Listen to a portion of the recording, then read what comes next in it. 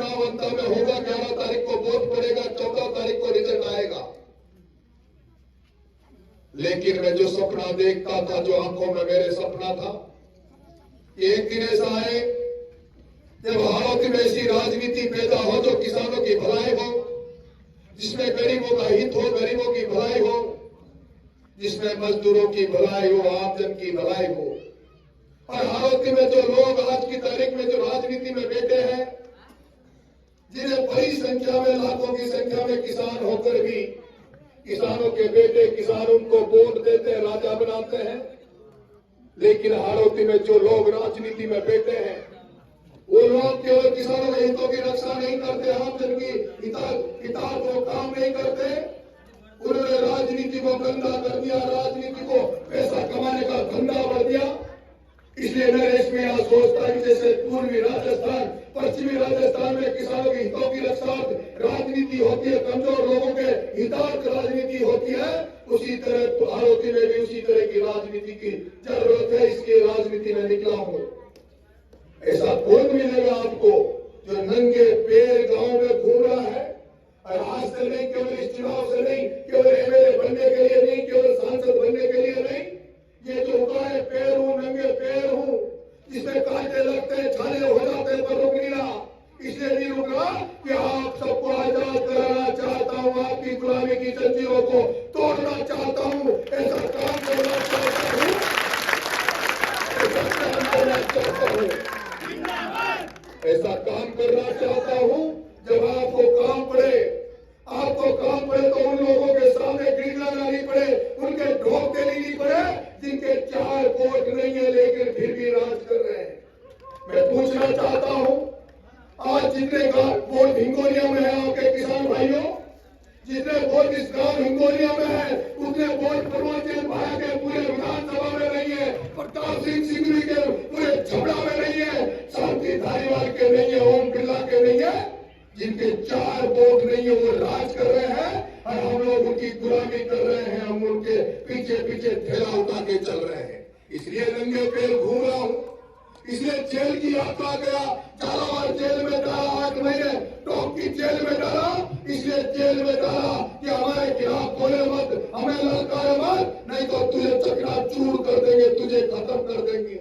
और मेरे किसान भाइयों, मेरे हिंगोलिया के पंच कटेलों, मेरी माता बहनों, इसमें 8 महीने की जेल लेके आया, 40 दिन झालावाड़ की जेल लेके आया, अब तक 14 बार जेल ले आया, कई बार पुलिस की लाठियां खाई, कई मुकदमे लग गए। लेकिन मन में एक पीड़ा है कि जब हमारी इतनी संख्या है, हमारी ताकत है, हम खेती बाड़ी कर अपना पेट भरते हैं, अपने बच्चों का पेट पालते हैं, तो फिर प्रमोद जैन भाई के दरवाजे पे जाकर हम ठोक चुके हैं। इसलिए इसके आगे नतमस्तक हो। जिस प्रमोद जैन भाई को हमारा ठेला उठाकर आगे पीछे डोलना चाहिए, उसको हमने मालिक बना दिया। और वो मालिक बनने के बाद क्या कर रहा है? वो मालिक बनने के बाद हमारा शोषण करता है, हमारा नुकसान करता है, चारों तरफ भ्रष्टाचार व्यापक कर रखा है। हर गांव में एक आदमी छोड़ रखे हैं, वो एक आदमी जनता का खून चूसते हैं, वो एक आदमी अपना घर तो भरते हैं, लेकिन जनता की भलाई नहीं करते। इसलिए नंगे पैर में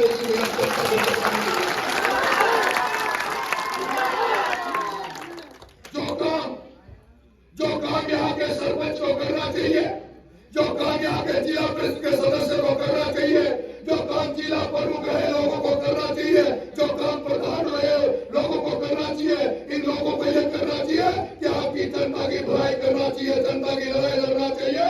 लेकिन मैं देख रहा हूँ अंत में कई लोग ऐसे हैं जिनको समाज वोट देता है, जनता वोट देती है, उनको सरपंच बनाती है, प्रधान बनाती है, जिला प्रमुख बनाती है, ये वो लोग आपकी रक्षा करेंगे।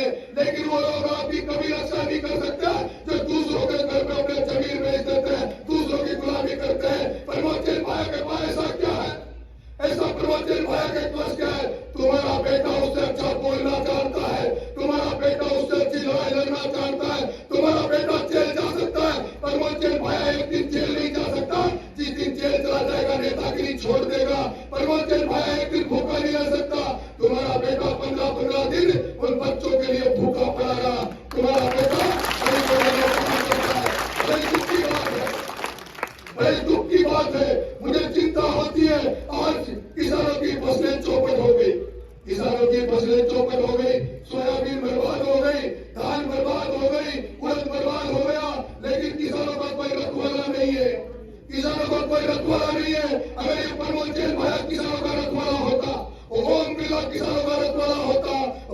प्रताप सिंह भी किसानों का रखवाला होता तो ये इतने बड़े पदों पे बैठे।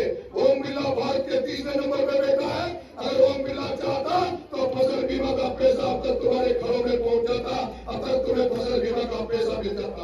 अगर ओम बिरला चाहता, अगर ओम बिरला चाहता, प्रमोद जैन भाया चाहता, ओम बिरला प्रमोद जैन भाया चाहता तो तुम्हें खाद का कट्टा 1800-2000 में नहीं मिलता, तुम्हें उतने में मिलता जितनी उसकी रेट होती है। तुम्हें अटैचमेंट के साथ खाद का कट्टा नहीं मिलता। लेकिन दुर्भाग्य की बात है, दुर्भाग्य की बात है, तुमने एमएलए बनाया कंवरलाल मीणा को। आपने कंवरलाल मीणा को एमएलए बनाया, उसने ये गलती कर दी कि प्रमोद जैन भाया के खिलाफ 18 मुकदमे दर्ज कर दिए, प्रमोद जैन भाया के काले कारनामों को उजागर कर दिया। उस बेचारे कंवरलाल मीणा ने इस बारह की धरती पर पहली बार प्रमोद जैन भाया के खिलाफ मुकदमे दर्ज करा के और उसने मोर्चा खड़ा किया। उस प्रमोद जैन भाया को तो, उस कंवरलाल को तो जेल में डाल दिया और प्रमोद जैन भाया के भ्रष्टाचार के 18 मुकदमे, भ्रष्टाचार के 18 मुकदमे, भ्रष्टाचार के पूरे देश में नारे लग रहे हैं कि प्रमोद जैन भाया खूब खाया रे खाया, गाँव खा गया। प्रधानमंत्री कह के गया अंतर की धरती पर कि प्रमोद जैन भाया से ज्यादा भ्रष्ट मंत्री कोई नहीं है। लेकिन दुर्भाग्य की बात है, यहाँ भी बीजेपी का राज है, दिल्ली में भी बीजेपी का राज है। दिल्ली में बीजेपी का राज होने के बाद भी कांग्रेस से चुनाव लड़ने वाले प्रमोद जैन भाया के घर ईडी सीबीआई नहीं जाती और प्रताप सिंह खाचरियावास के घर ईडी सीबीआई चली जाती है। कांग्रेस के नेताओं के पास ईडी सीबीआई जाती है, विपक्ष के नेताओं के पास ईडी सीबीआई जाती है। झारखंड का आदिवासी मुख्यमंत्री हेमंत सोरेन को जेल में डाल दिया जाता है।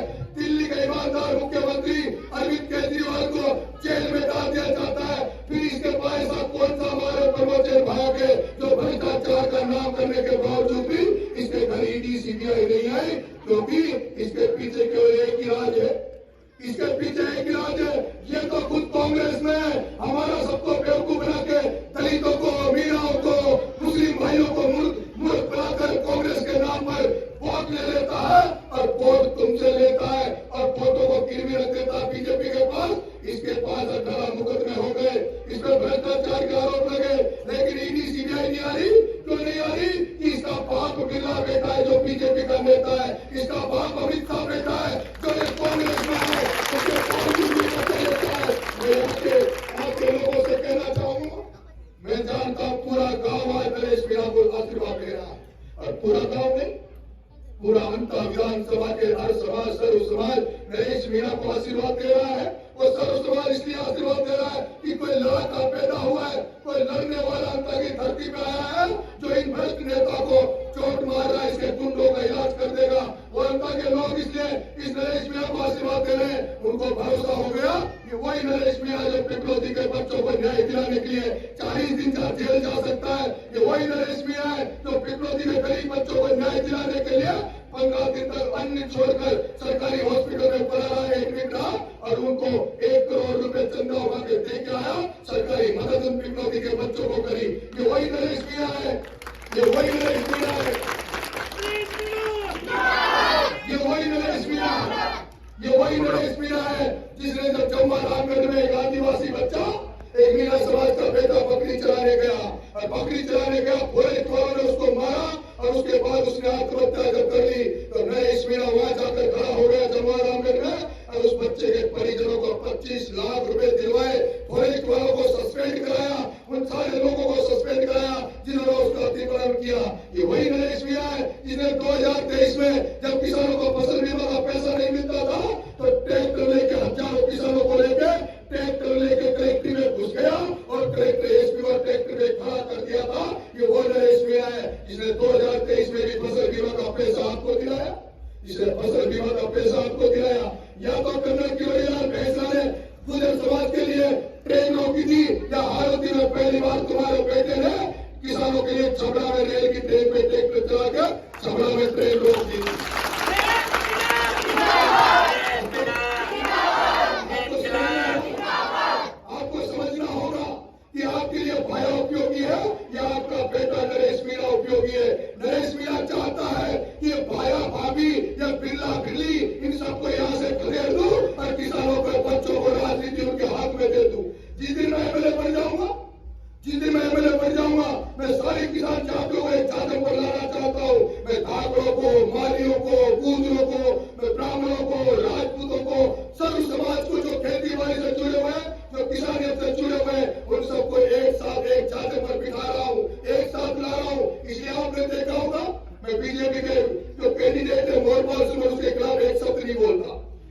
खिलाफ एक शब्द इसलिए नहीं बोलता क्योंकि वो भी माली समाज का बेटा है, वो भी किसान समाज का बेटा है, इसलिए मैं उसके खिलाफ नहीं बोलता।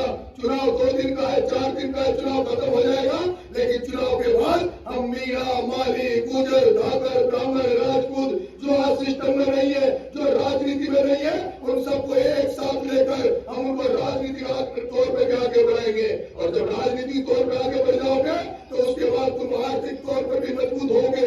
मैं पूछना चाहता हूँ, इन किसानों के बेटे में क्या कमी है? जब ये लोग खेती कर मेहनत कर किसानी कर अन्न पैदा करके जब ये अन्नदाता किसी और का पालन पोषण कर सकते हैं तो ये रोड भी बना सकते हैं, सड़कें भी बना सकते हैं, ये भी जेसीबी चला सकते हैं, इनके भी डंपर चल सकते हैं, इनके भी ट्रैक्टर चल सकते हैं। लेकिन आप लोगों को केवल खेतों तक सीमित कर दिया।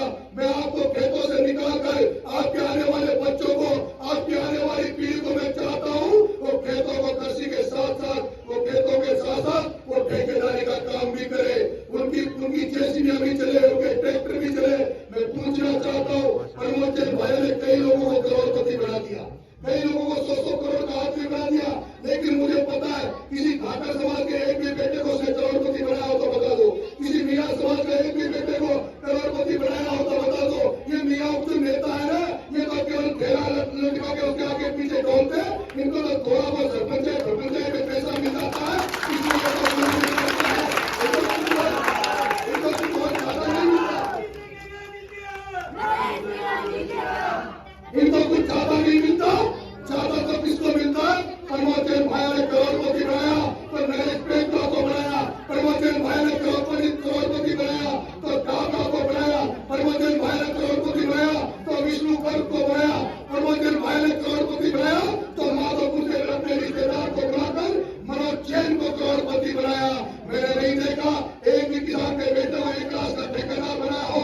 आज आपके बगल में गले पान की फैक्ट्री है, छपरा में थर्मल है, कवाई मैदानी का पावर प्लांट है, उसमें हजारों जेसीबियां चल रही है, हजारों लोगों के डंपर चल रहे हैं, हजारों लोग धंधा कर रहे हैं, लेकिन हमारे लोगों के पास कुछ नहीं है। बोलते हम और मौज करे और माल खाए और। इसलिए मैं आपको कह रहा हूँ, समझा रहा हूँ, ये चुनाव साधारण चुनाव नहीं है, ये आने वाली पीढ़ियों का चुनाव है। आने वाले में आजाद कराने आया हूँ सारथी को, मैं आजाद कराने आया हूँ सारथी को। यही समय है जो सारे किसानों को एक हो जाना चाहिए, सारे किसान कौमों को एक शासन पे आना चाहिए और इन व्यापारियों को यहाँ से खदेड़ दो। जैसे मैंने यही कारण है मैं कोटा में प्रहलाद गुंजर के साथ खड़ा रहा,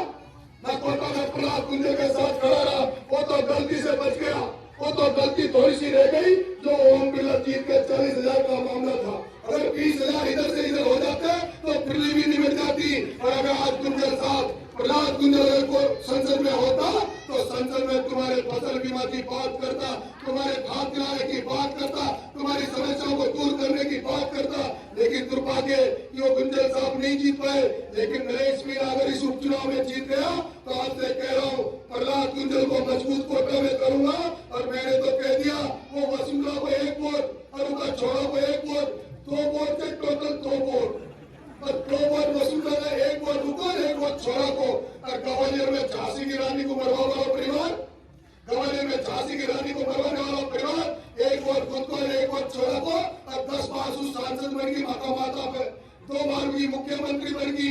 और जब भी कोई दशा न सुधरी तब भी कोई फायदो न हो।